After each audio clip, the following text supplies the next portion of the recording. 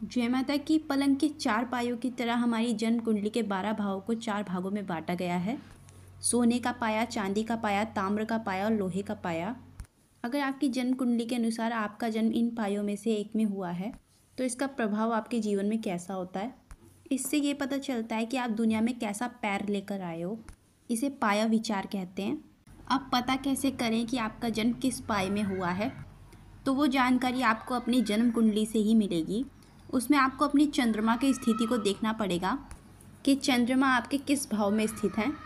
जन्म लग्न से अगर चंद्रमा पहले, छठे या 11वें भाव में है तो उसे सोने का पाया कहा जाता है, यानी कि आपका जन्म सोने के पाए में हुआ है। सोने के पाए में जन्मे लोग अपने जीवन में कठिनाइयों का थोड़ा सामना करते हैं।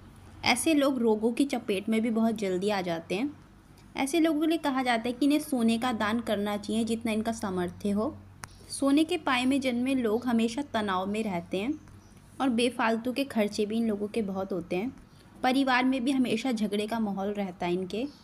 ऐसे लोगों के अंदर एक भावना होती है कि इनके पास सब कुछ होता है, पर अंदरूनी तौर पर ये उस चीज़ से खुश नहीं होते, यानी कि इनके जीवन में इन्हें लगता है कि शांति की कमी है। इन्हें सूर्य नारायण जी को रोज़ जल देना चाहिए सुबह के समय, और रविवार को तो ज़रूर अर्पण करना चाहिए जल, और गायत्री मंत्र का भी जाप करना चाहिए। सोने के पाए का जो भी दुष्प्रभाव होगा वो कम होगा उस वजह से। सोने के पाए में जन्मे लोगों की इम्यूनिटी भी बहुत लो होती है और इनके अपने पिता के साथ भी वैचारिक मतभेद रहते हैं और इन्हें पेट संबंधी समस्याएं भी रहती हैं। सोने के पैर वाले लोग अपने मामा के लिए अच्छे नहीं होते। अब बात करते हैं चांदी के पाए की। अगर आपकी जन्म कुंडली में चंद्रमा का स्थिति 2, 5 या 9वें भाव में है तो इसमें चांदी का पाया होता है। इसका मतलब आप चांदी का पैर लेकर आए हो, और पायों के मुकाबले चांदी का पाया सर्वश्रेष्ठ माना जाता है। ऐसे लोगों को आकस्मिक धन लाभ बहुत होते हैं और इन्हें ऊंचे पद की प्राप्ति होती है। जीवन साथी से भी इन्हें सुख मिलता है। भूमि और वाहन का भी इन्हें सुख मिलता है। अपने जीवन में हर तरह की सुख सुविधाएं इन्हें मिलती हैं।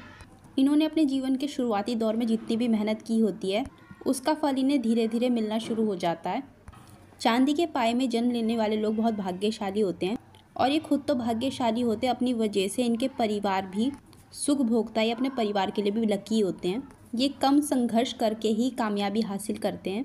इनके साथ साथ इनके परिवार के सदस्यों की भी तरक्की होती है। चांदी के पाए वाले लोग अपनी माता को भी बहुत सुख देते हैं। अगर आप लोग राधा कृष्ण की उपासना करते हो तो आपके लिए बहुत अच्छा रहता है। आप सोमवार के दिन अगर सफ़ेद चीज़ों का दान करते हो तो आपके लिए अच्छा रहता है, और ओम नमः शिवाय का जप कीजिए, आपके लिए अच्छा रहेगा। अगर आपका जन्म ताम्र के पाए में हुआ है, यानी आपका चंद्रमा 3, 7 या 10वें भाव में स्थित है, तो आपका जन्म तांबे के पाए में हुआ है। ऐसे लोगों को अपने काम और व्यवसाय में उन्नति मिलती है और आपका मेल जोल प्रतिष्ठित लोगों के बीच ही रहता है, और ऐसे लोगों की वजह से आपको जीवन में लाभ भी मिलते हैं। आपकी पढ़ाई, आपका काम, आपकी शादी, सब कुछ बहुत अच्छे रहते हैं। आपके लिए देश विदेश की यात्राएं भी मंगलमय होती हैं। तांबे के पाए में जन्म लेने वाले लोग अपने पिता के लिए बहुत भाग्यशाली होते हैं। आपका जन्म होने से आपके घर में सुख समृद्धि बढ़ जाती है। वैसे तो आपके सारे काम बिना किसी रुकावट के हो जाते हैं, पर तब भी अगर किसी काम में आपके बाधाएं आएँ तो तांबे के लोटे से आपको शिवलिंग पर जल अर्पित जरूर करना चाहिए, और आपको शेरावाली माता की पूजा जरूर करनी चाहिए। तांबे के पाए वाला व्यक्ति अच्छी सोच का होता है। अब जानते हैं अगर आपका लोहे के पाए में जन्म हुआ है।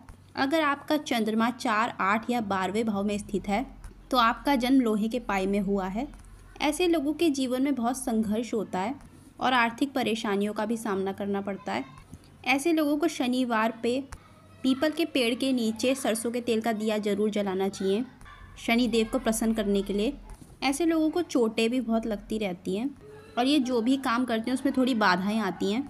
कोई पशु अगर बीमार है या उसे चोट लग रखी है तो अगर आप उसका इलाज करवाएंगे या उसकी सेवा करेंगे तो लोहे के पाँव का जो भी दुष्प्रभाव होगा वो कम होगा आपका।